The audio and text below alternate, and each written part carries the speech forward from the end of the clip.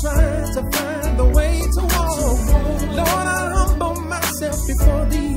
I don't want to be lost. I've been taught to search the scriptures and read the word of truth. Like you said, just like you promised, I'll be just like you.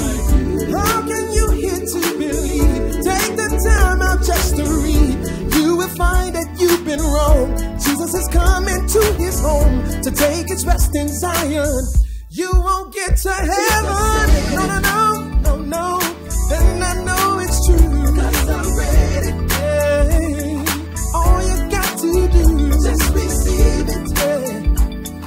Open up your Bible. You can read it. Hello, and welcome to the Bible Speaks. My name is Brother Antoine, and my reader for today is Brother Vernon. And the title of today's lesson is Showing Love Means Showing Understanding.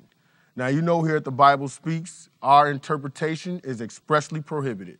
So we read to you exactly what's in the Bible. And you're going to see that love, like when the Lord says, love thy neighbor as thyself, he means the same part as understand thy neighbor as thyself. In the same way how the Lord shows you love. He seeks to understand you, and you're going to see he wants you to seek to understand him as well. So we're going to get right down to it, and you're going to see that the Lord has this baked into his system that you gain joy, fulfillment by doing these things. We think we gain joy, fulfillment by getting all the what we want all the time, but that is not the case. You gain more joy, fulfillment by doing this. We're going to see, Vernon, we're going to get right down to it. We're not going to waste no time.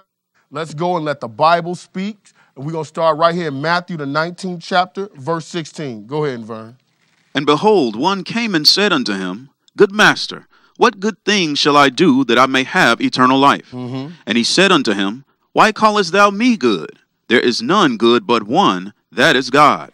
But if thou wilt enter into life, keep the commandments. Now, we have heard before that, hey, love is keeping the commandments, and that is true, but we're going to see exactly why. Go ahead, Vern. He saith unto him, Which? Jesus said, Thou shalt do no murder, thou shalt not commit adultery, thou shalt not steal, thou shalt not bear false witness, honor thy father and thy mother, and thou shalt love thy neighbor as thyself. Now check this out. Now, I read all those in the commandments, but I actually didn't really read that verbatim, love thy neighbor as thyself. Let's go look at the commandments. We're going to break them down real quick, and we're going to see exactly what Jesus is talking about when he say love thy neighbor as thyself. And we're going to start it off showing you how the Lord first wants you to show love to him. You're going to see it means he wants you to understand exactly what he wants you to do and exactly how he thinks. Let's go to Exodus, the 20th chapter. Exodus, the 20th chapter. Go ahead, Vern. When you get there, go ahead and read. And God spake all these words, saying, I am the Lord thy God, which have brought thee out of the land of Egypt, out of the house of bondage. Thou shalt have no other gods before me. Thou shalt not make unto thee any graven image, or any likeness of anything that is in heaven above, or that is in the earth beneath, or that is in the water under the earth. So he first started off telling you, hey, don't have no other gods before me. You recognize these are the 10 commandments. Those are the same thing that the guy was saying. Keep going, Vernon. Verse 5, Thou shalt not bow down thyself to them, nor serve them. For I, the Lord thy God, am a jealous God, visiting the iniquity of the fathers upon the children unto the 3rd and 4th generation of them that hate me, and showing mercy unto thousands of them that love me and keep my commandments. So he mentions showing mercy on the thousands of them that love me and keep my commandments. Before we go further, we're going to break this down a little bit too. Go to John 14 and 15. Let's see who's actually saying this. He said he's going to show mercy on the thousands of them that love me and keep my commandments. So we got to pay attention to how he wants you to love him. Let's go to John, the 14th chapter. Go to John. We're going to hit this real quick and be right back in Exodus. Go to John, the 14th chapter, verse 15. Go ahead. If ye love me, keep my commandments. Now skip down to verse 21. He that hath my commandments and keepeth them, he it is that loveth me. And he that loveth me shall be loved of my Father, and I will love him and will manifest myself to him. So he's showing you, hey, if you love me and keep my commandments, I'm going to love you. That's what that means. He said, I'm going to show mercy on the thousands of them that love me. Now let's go right back to Exodus. We're going to start with chapter 20, verse 7. Go ahead. Thou shalt not take the name of the Lord thy God in vain, for the Lord will not hold him guiltless that taketh his name in vain. Remember the Sabbath day to keep it holy. Skip down to verse 12. Honor thy father and thy mother, that thy days may be long upon the land which the Lord thy God giveth thee. Thou shalt not kill. Thou shalt not commit adultery. Thou shalt not steal. Thou shalt not bear false witness against thy neighbor. Now, he's showing you all these different things that the guy said. And all these things are things that you have to do among your brethren, right? He just giving you some basics to it. Hey, don't steal, don't kill, some common sense things. But he about to say something else right here. Go ahead and hit verse 17. Thou shalt not covet thy neighbor's house. Thou shalt not covet thy neighbor's wife, nor his manservant. Now, check this out. How do you covet your neighbor's anything? Well, how do you do that? Is that a physical act that you can actually do? No, that is something you have to have up here. That is the love thy neighbor as thyself. Hey, don't covet your neighbor's house. This is something mental. If you got that part straight, you would never have had to worry about stealing and killing. Am I right? Yes, sir. All right, finish that. Nor his manservant, nor his maidservant, nor his ox, nor his ass, nor anything that is thy neighbor's. Nor anything, you shouldn't have that in your heart. That's what the commandment was already baked in, that this thing was in the mind. It was already in the system. He showed you at first all the little physical things just to get you started, but the real thing was this, because he's going to let you know. Let's go to Matthew 19, 21 and 22. Let's go to Matthew 19. We're going to start with verse 21. Go ahead, Vern.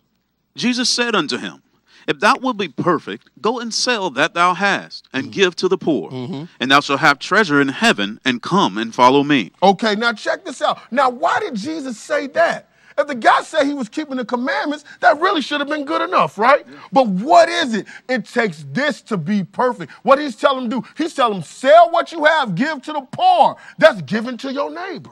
That's doing something for your neighbor. And then he said, drop all that you about and follow me.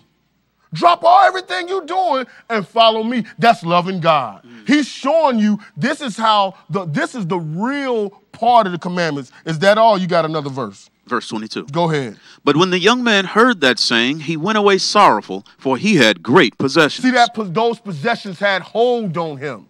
So there was no way he could truly love God, right? Because those possessions had him. If you shouldn't have nothing beholding on you in this earth that'll keep you from truly loving God. And to truly love God, you're going to have to really truly love your neighbor. And you're going to mean that love means understanding. We're going to see. Let's go to Matthew 22nd. Matthew, the 22nd chapter. And we're going to start with verse 34. Go ahead. But when the Pharisees had heard that he had put the Sadducees to silence, they were gathered together. Then one of them, which was a lawyer, asked him a question, tempting him and saying, Master, which is the great commandment in the law? Right. So which one of these is the great commandment in the law? Go ahead. Jesus said unto him, Thou shalt love the Lord thy God with all thy heart and with all thy soul and with all thy mind. So he said that's one of the great commandments. Say, love thy God. How did you do that? All those first four that he talked about was all about loving God, showing you the different ways of how to do it, right? The different little attributes of how to do it, but it all is summed up in loving your God. And what's the next one? This is the first and great commandment, and the second is like unto it. Thou shalt love thy neighbor as thyself. On these two commandments hang all the law and the prophets. So on these two commandments hang all the law and the prophets. Everything about the law and the prophets hang on those two commandments. Everything that you've been taught in this Bible that's dealing with it, like even the dietary law, that's still dealing with loving God. Even all the stuff, how you got to treat your neighbor, that's all got to do with loving your fellow man. But let's go on let's go into to Psalms 110:10. We're going to see how this thing takes place, what he really means by love him. Because to love somebody, you just can't just do whatever. So that's almost like saying if you got two children, you give the boy a basketball, and then you say, okay, I'm going to give my girl a basketball too. Let's say the boy likes basketball and the girl doesn't. But you give them both the same thing. You have no understanding of them. Right? So we're going to show you how the Lord really means. When he say love him, he means understand him. And you're going to see, if you got to understand God, that means you got to understand your neighbor. Right? If that was love mean for God, because the Lord keeps the system the same. That's what makes it great. He keeps it all baked in there. Let's go to Psalm 110 and 10. Go to Psalm 110 and 10. Go ahead. Psalm 111 and 10. The fear of the Lord is the beginning of wisdom. You're right. Go ahead.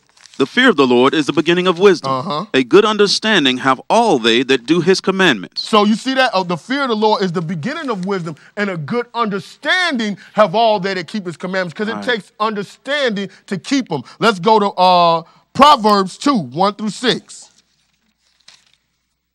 Proverbs 2, 1 through 6. Go ahead. When you get it, Vern, go ahead and read. My son, if thou wilt receive my words and hide my commandments with thee, so that thou incline thine ear unto wisdom, and apply thine heart to understanding.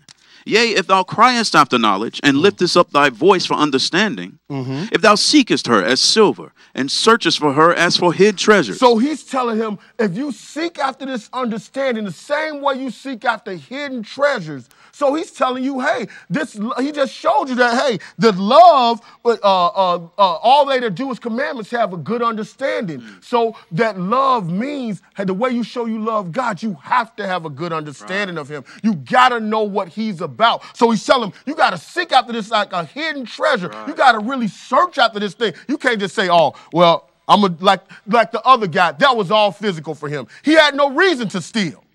He had no reason to do any of that stuff. He had great possessions. Probably if he didn't have great possessions, he might would have stole something, right? He didn't have it in his heart.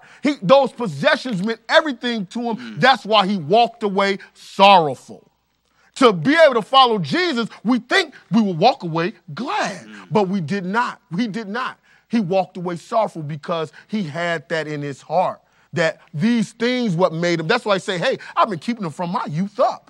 Right? I'm doing what I'm supposed to do, but you only doing it because it's convenient, and the Lord can see right through that. That's what he's saying. Hey, the ones that keep my commandment got to have an understanding. It's got to be already in here. Keep going. Verse 5. Then shalt thou understand the fear of the Lord and find the knowledge of God. So it took understanding the fear of the Lord to find the knowledge of God, to know about him. You have to have that kind of understanding of him. Go ahead, verse 6. For the Lord giveth wisdom. Out of his mouth cometh knowledge and understanding. See, because this is all coming from him. This is all coming from him. He got this in his system because you're going to see it's going to give you more joy and fulfillment. We all think that what we get, no, it's what we give to others that gives us this. It's a hormone in your body called oxytocin that comes up every time you are giving to someone. That's baked in the Lord's system. Who you think put those hormones there? He made it already. They even got studies to show they could test it in your saliva that when you're doing good for others, it actually makes you happy. This has all been tested. The Lord have it ironclad. It was already written for what you have to do. Let's go to Proverbs 4. Proverbs 4. Now this, go ahead. Proverbs 4. We're going to start with verse 1. Go ahead. Hear, ye children, the instruction of a father, and attend to know understanding. For I give you good doctrine, forsake ye not my law. For I was my father's son, tender and only beloved in the sight of my mother. He taught me also, and said unto me, let thine heart retain my words, keep my commandments, and live. So we know that these commandments give life. So we also got to know that, hey, to do them, we also see that it takes understanding to even know how to do them. It has to be already written in your heart, right? Keep going. Verse 5. Get wisdom, get understanding, forget it not, neither decline from the words of my mouth. Forsake her not, and she shall preserve thee. Love her, and she shall keep thee. Wisdom is the principal thing. Therefore get wisdom, and with all thy getting, get understanding. And that's the bottom line, right? So we've read that scripture over and over. Now you can kind of see what it means. With all you're getting, you got to get the understanding of God. It doesn't just come from, I hear people say all the time, hey, well, I'm doing what I'm supposed to do. I'm keeping the commandments. But are you doing it in here? Do you really love God, or are you just doing it because it's convenient for you? That's why Jesus made that statement. Hey, well, if you got it, hey, sell all you have and follow me. If you actually got it. But we got to see that, hey, if you don't have it in there, then you have no real understanding of God, and that means you truly don't love God, because if the pressure's put on, you know what you might do. Let's go to Proverbs 3. Proverbs 3, verse 13. Proverbs 3, verse 13. Go ahead. Happy is the man that findeth wisdom. What did he say? Happy is the man Happy is the man that findeth wisdom. You know, it is already there. This stuff actually makes you happy. We see it and we think, oh, man, I got to do this. Oh, man, keeping this is harder. Man, trying to walk this walk is a struggle. Man, but it's happy is the man that findeth wisdom. You got to, when you get this thing, it's going to really make you happy if you truly just do it. Just try it. Just try giving what you have, right? Just try it. You're going to see that it truly makes you happy. Go ahead. Middle of 13. And the man that getteth understanding. And the man that getteth understanding. Go ahead. For the merchandise of it is better than the merchandise of silver, and the gain thereof than fine gold. So in this life, what is your happiness worth? You get people who working all day at a job they hate, right? And they miserable or doing things that they could probably make a lot of money doing it, but they don't love. I see it all the time. They don't even love doing it to the point they can't stand it. But in this thing, he said, for the merchandise of it is better than the merchandise of silver. It's better than any precious ornament. Your happiness in this life, and we also know your happiness being on that good side of the kingdom, that is going to be way more happier than anything. We can't even measure that, but just looking at this life. Because a lot of people, let's put it on the table, that most people are struggling in this life. They can't even hardly think about the next life. They are struggling right here. So I'm trying to give you the tools to let you know that, hey, this is how you get it here. Stop thinking about all the stuff. Start thinking about, hey, that if I follow this, I'll have the fulfillment that I need and the happiness that I need. Go ahead. 15. She is more precious than rubies, and all the things thou canst desire are not to be compared unto her. Length of days is in her right hand, and in her left hand riches and honor. Now, she said, now this happiness that you get is better than fine silver. It's more precious than rubies, and it's comparing it to something. Keep going. Her ways are ways of pleasantness, and all her paths are peace. She is a tree of life to them that lay hold upon her, and happy is everyone that retaineth her. So when you get this knowledge of God, you are happy. But you know, when I saw this, it was parallel to something, right? When I saw this, I was like, man, this sounds like something. This sounds like some true happiness, but you can gain this. The Lord showed you this on a physical plane as well. That, hey, I'm going to show you something that's parallel to this happiness that you can get. I'm going to show you in your regular life how you can have this happiness. Let's go to Proverbs 31. Let's go to Proverbs 31, Vern. She said, search for it like hidden treasures, and her happiness is better than fine gold and rubies and everything, right? Okay, well, let's see something that's similar to that. Proverbs 31. Now, this is this mother that's talking to the king. More than likely it's Solomon, but it maybe this name Lemuel, because I couldn't find no King Lemuel among the kings of Judah or among the kings of Israel. So more than likely it's Solomon, but again, I said more than likely. So we're going to see how this mother is talking to this son, and this could give some of you men out there, hey, when you're a young child, you might want to listen to your mother because she might know some about the woman you might pick. So she is kind of instructed if your mother's wise. So she's trying to instruct them on what to do and how to be a king and how to choose a mate. Go ahead. The words of King Lemuel, the prophecy that his mother taught him. Go to verse 3.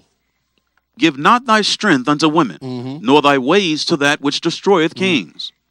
It is not for kings, O Lemuel. It is not for kings to drink wine, nor for princes strong drink. So he said, don't give your strength unto women and things that and to things that can destroy kings, because you could get caught up with all the fleshly things in this life, and you get caught up because you're the king. You could do this and you could do that, and you get caught up doing it, and now you have given your strength away to that. You've seen what happened to Samson. Right? If you ever read that story. So you see how that can, so this mother is warning this guy against that. And don't give yourself over to wine. Some people get all caught up in that to the point where they can't function. So she's instructing on some things that can help him. Keep going. Verse 5. Lest they drink and forget the law and pervert the judgment of any of the afflicted. Go ahead. Okay, skip to verse 8. Open thy mouth for the dumb in the cause of all such as are appointed to destruction. What did she just tell him to do? Open your mouth for the dumb. So he's telling you as king or you out there as people, hey, if you got the voice and the words here, open your mouth for the people. So you see how he's telling them how, in order for you to open your mouth for somebody, you got to understand what they need, what their needs are. So he's telling you, hey, listen to them. Listen to some people. Open your mouth. Speak for them. It don't mean that they can't speak like they literally dumb. It just simply means that they might not be able to speak. Right. Sometimes you can speak and open your mouth for them. Do for these others. It's going to be well with you. Keep going. Open thy mouth. Judge righteously and plead the cause of the poor and needy. Plead the cause for the poor and needy. Please, you got to understand their cause to plead them. This is showing love. This is what showing love really is. It's understanding them. You got to understand the cause of the needy in order to plead it. Right? So she's telling him, these are the things that's going to give you good success, my son.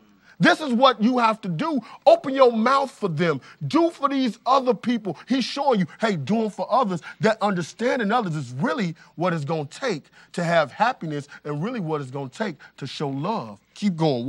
Where are we? Verse 10. Verse 10. Keep going. Who can find a virtuous woman? Now she's telling them about another thing. Hey, I told you not to give yourself over to women. I'm talking about all these other little women out here that you just messed around with. But if you could find a virtuous woman, let's see how you got to find it. It's going to look similar to something else. Go ahead. For her price is far above rubies. Didn't it say that about wisdom and understanding? So you got to seek for your virtuous woman the same way you seek for understanding. Because it's going to take something. You got to understand that woman you have too. Your wife or your spouse, you guys got to understand. You're going to see this baked right here in this book. The Lord is telling you how to do it. And if you do it like that, you gain some happiness and success and some fulfillment in life. Keep going. The heart of her husband doth safely trust in her, so that he shall have no need of spoil. She will do him good and not evil all the days of her life. So if you find, you got to seek out and find this like a hidden treasure, because her price is far above rubies, just like you got to seek out and find understanding. If we actually thought about that, it probably wouldn't be so many divorces in this world. Right? If we actually thought that you actually got to seek out and find, that you just can't jump into something, the same way you got to seek out and find the word of God. Right. The same way you got to understand that, the same way you got to understand this. Are we noticing a pattern here? That the Lord is put everything in a system and he does it the same way. That's help to you. That, hey, I don't have to think about this. I can do it the same way every time. Right? Let's drop down to verse 30. Did we finish 12? Yes. Okay, let's drop to verse 30. Favor is deceitful and beauty is vain, but a woman that feareth the Lord, she shall be praised. So that's the kind of woman you want to find. Somebody that fear the Lord. Maybe that should be the top of your criteria as opposed to how good she looks. Maybe you want to find somebody that fear the Lord and search for her. Like understanding. Maybe, and you're going to see, you're going to have to understand her too, because she is your neighbor. Right? So the Lord going to really get down to the crux of the matter about this, because that's the same way he feels about us, his church. He takes time to understand us, and we're going to see that too. Let's go. Finish that. Give her of the fruit of her hands, and let her own works praise her in the gates. So he's telling you, he's giving you some incentive on how to treat her. Here's a way to get her understanding. Hey, if you give her the fruit of her hands, you give her the fruit of her hands and let her own works praise, and her own works praise in the gates, that's a way, that's something she going to like. He's giving you some overviews about the women the virtuous women that's here in this world. Okay, let's go to Ephesians 5. Ephesians 5. Ephesians 5, we're going to start with verse 15. Ephesians 5, verse 15. Go ahead. See then that ye walk circumspectly, not as fools, but as wise. Let me break something down for you. Circumspectly, like circumference. You got to be looking around. You got to be paying attention. So the Lord is always getting you on that. Hey, make sure you paying attention, because remember, we just talked about this virtuous woman. What do you got to do for her? You got to search for her. So you need to be paying attention. That's what walking circumspectly is. You are looking around. Your mind is on the dime. Keep going. Redeeming the time, because the days are evil. Because these days are evil, right? Go ahead. Wherefore be ye not unwise, but understanding what the will of the Lord is. You see that? That's it in a nutshell. Be not unwise, but understanding what the will of the Lord is. So if you want to love the Lord, it takes what? understanding what his will is. That is it far as the Lord concerned in a nutshell, right? Let's go. What verse is that? That was in verse 17. Okay, go to 18. And be not drunk with wine, wherein is excess, but be filled with the Spirit. Doesn't it sound like the same thing that mother was telling that king? That's the same thing she was just saying to him. Hey, don't be filled with wine in excess. That is not for kings. Well, look at yourself. The Lord made you. He's making you into a God. So you can't have that either. But so don't get all entangled in this mess that's of this world like that guy was. He was entangled in all that he had. Don't get entangled in this thing. Be of understanding. Be wise. Instead of being drunk with wine all the time, be filled with the Holy Spirit. Let's go to 21. Go ahead. Submitting yourselves one to another in the fear of God. Okay, let's stop right there real quick. Submitting yourselves one to another. I have no problem submitting myself to this brother if he's got some more knowledge than me in something. And he saw that, hey, one time he helped me with my house. Hey, I don't know what I'm doing. So he said, hey, man, put that right there. I'm okay. I have no problem. You got to be able to submit yourself one to another. That shows some understanding. That's really showing love to your neighbor. But go ahead, keep going. Verse 22. Wives, submit yourselves unto your own husbands as unto the Lord. So when you find this woman that fear the Lord, if she fear the Lord, she'll have no problem with this statement. So if your wives, you fear the Lord, or you want to become a wife, and you fear the Lord, you have to have no problem with that statement. Right? Keep going. For the husband is the head of the wife, even as Christ is the head of the church, and he is the Savior of the body. Therefore, as the church is subject unto Christ, so let the wives be to their own husbands in everything. And some things? Everything. Everything. So he didn't stutter about that. Matter of fact, he said it twice. So therefore, hey, if you want to become this virtuous woman, or if you out there, you looking for fulfillment and getting married, maybe you got to become this virtuous woman, and maybe you got to truly not have a problem with doing this part, because he set up the order. He said, for the husband is the head of the wife, even as Christ is head of the church. So if it's setting up on the order of God, remember, it's the same system. If you set it up on the order of God, then you got to do it accordingly. So you can't up and take over what your man had. If that is your husband, that is your husband. Period. Right? So where are we? Verse 25. Keep going. Husbands, love your wives, even as Christ also loved the church and gave himself for it. So here's that key word again, love your wives. But what it takes to love her, if the system is the same and it takes understanding to love God, I'm willing to bet that it takes understanding to love your wife. So the Lord gave you a good parallel here so you can see how to love your neighbor. He gave you something that's supposed to be close to you, right? It's supposed to be the same part of you, right? Okay, well, let's see. Go down to verse 29.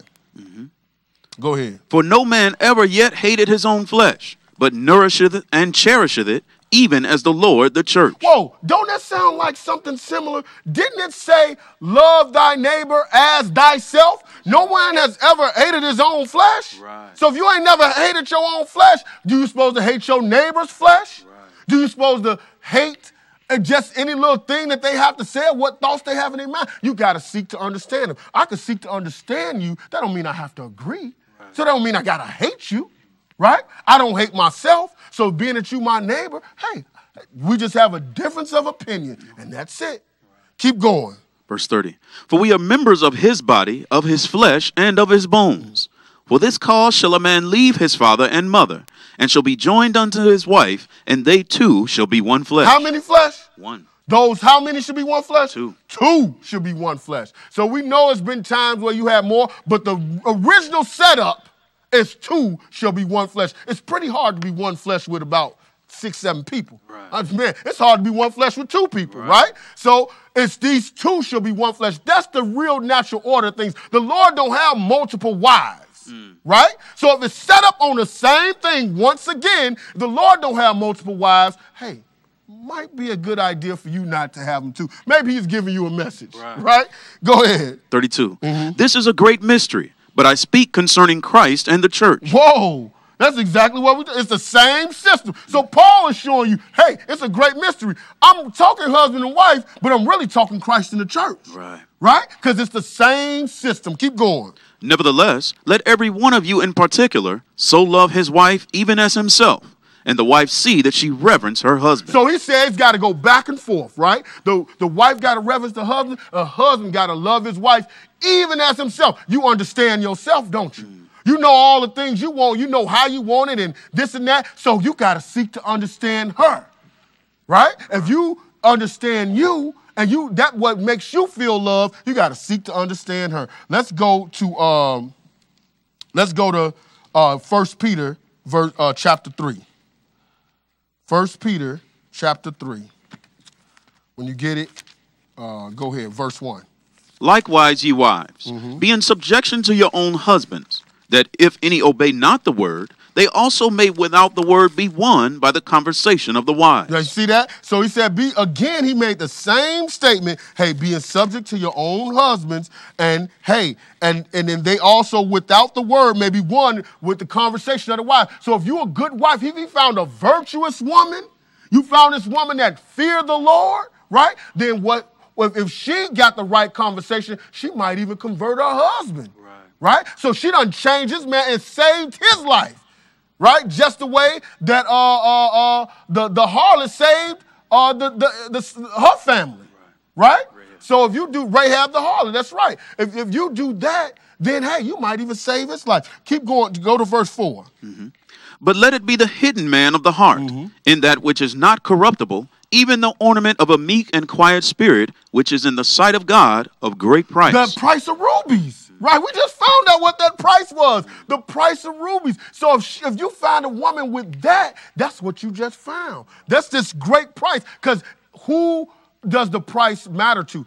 I mean, the Lord said it's a great price to him. So that's who you concerned with, not just a great price to man. Man don't know anything. He said in the sight of God, which is a great price. That's what you should be looking for, right? Go to verse, keep on going, I'm sorry. Go ahead. For after this manner, in the old time, the holy women also, who trusted in God, adorned themselves, being in subjection unto their own husbands. What did they adorn themselves with? Subjection. They didn't adorn themselves with the plaiting of the hair and all this stuff. Their main adornment was they was in subjection to their own husband, but not because of that, because they feared the Lord. They were virtuous women. It all lines up. But go ahead. We're going to get right down to the crux of the matter. Go ahead to verse 7.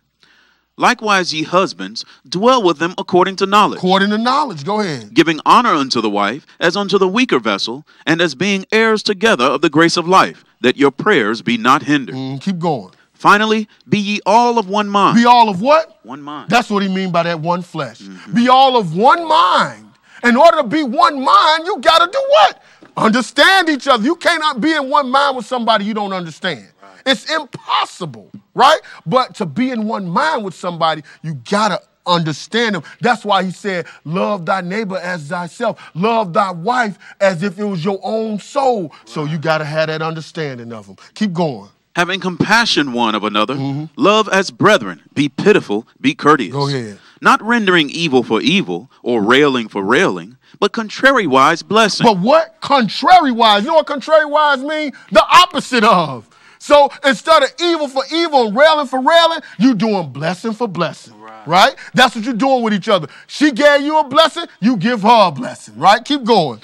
Knowing that ye are thereunto called, that ye should inherit a blessing. See that? Because when the Lord see it, then he even adds a blessing. See, it's baked into the system, like I said. Keep going. Keep going, verse 10. Oh, I'm sorry. That's it. Let's go to Proverbs 6.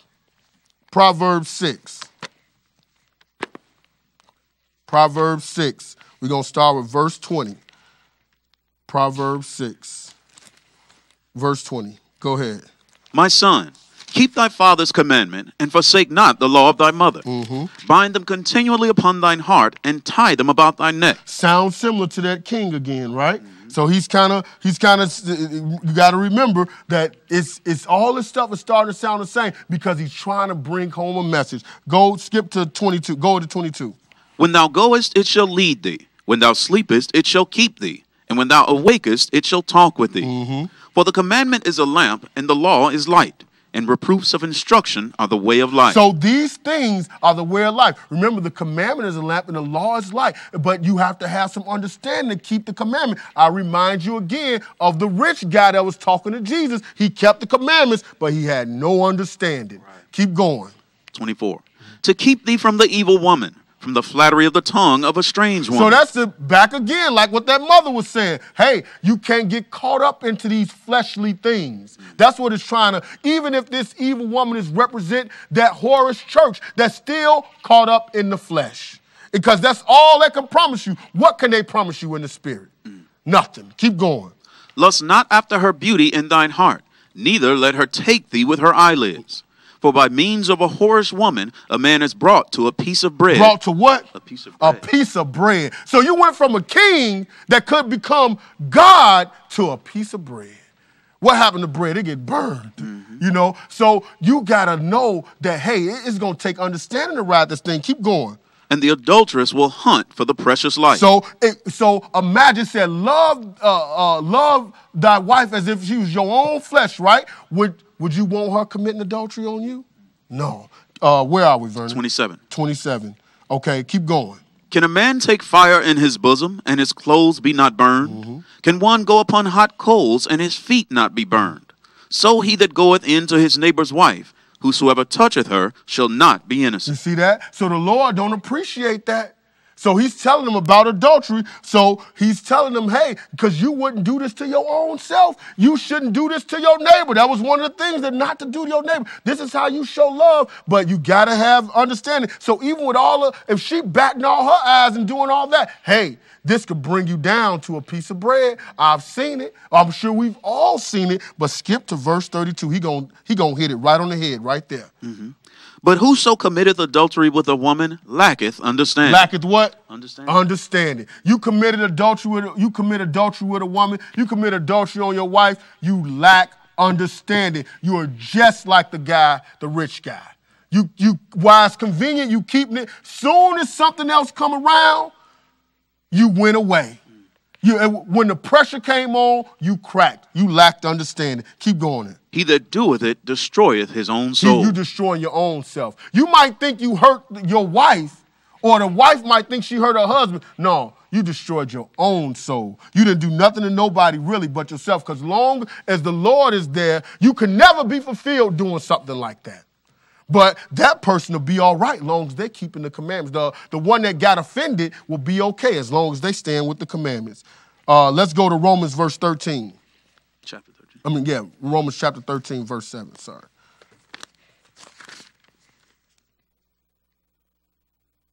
Go ahead. Render therefore to all their dues. Tribute to whom tribute is due, custom to whom custom, fear to whom fear, honor to whom honor. And that's how you start. You got to understand which one applies to, right? So that takes understanding. So keep going, Vernon. Owe no man anything but to love one another.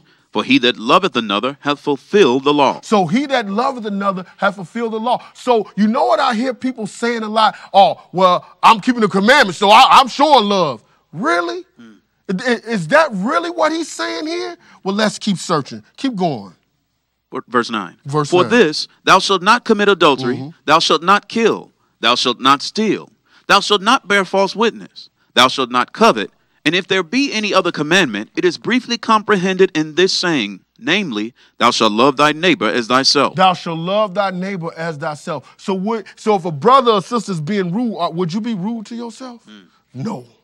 So are you truly loving your neighbor just because you probably didn't commit adultery with his wife? Right.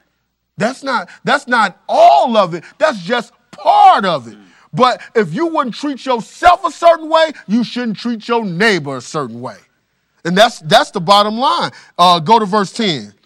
Love worketh no ill to his neighbor. Therefore, love is the fulfilling of the law. Hey, do I have to say anything? This seems like we at the right show where the Bible interprets the Bible. This is the Bible speaks. Our interpretation is expressly prohibited. It said it for itself. Let's go to Galatians 5. Galatians 5. Okay. Verse 13. Go ahead. For brethren, ye have been called unto liberty. Only use not liberty for an occasion to the flesh, but by love serve one another. Okay, so by love serve one another. So we already know that it takes understanding to really have some love. Keep going. For all the law is fulfilled in one word, even in this: thou shalt love thy neighbor as thyself. But we just showed you too, love worketh no ill toward his neighbor, right? So even though you keeping the commandments or whatever, love worketh no ill towards his neighbor. So therefore, however you would want to be treated, that's how you would treat that person. It takes understanding that person. So if that person needs to, hey, take some time and sit down with you, you give them that because you would want that. You want you going through something and you would want somebody to sit down and talk to you. Are you doing that? You know, it takes sometimes sitting down, understanding someone's point of view. Are you doing that, or are you dismissing it already in your mind when they're talking? Would you want that done to you? That's what it really means to understand, to really show love to your neighbor. Go ahead. Verse 15. But if ye bite and devour one another, take heed that ye be not consumed one of another. That's called cannibalism. You are biting and devouring your brother and sister when you're doing that, because that's exactly how they feel. When you're not being heard, that's exactly how you feel inside. But guess what? When you do these things, it's the opposite effect. And we're going to show you that too. But let's go ahead to 1 John, the 4th chapter. You cannibalizing one another when you're doing that. You eating each other up because you tearing each other up from the inside. 1 John chapter 4, verse 7. 1 John chapter 4, verse 7. When you get it, go ahead. Beloved, let us love one another, for love is of God. And everyone that loveth is born of God and knoweth God. Skip to verse 11. Beloved, if God so loved us, we ought also to love one another. No man hath seen God at any time. If we love one another, God dwelleth in us, and his love is perfected in us. So God's love is perfected in us when we do what? When we love one another. Now, they always say, oh, I love God, but man, I'm tired of this guy. Wait a minute. God's love is only perfected in us when we love one another. It doesn't work any other way, right? Skip down to verse 17. Herein is our love made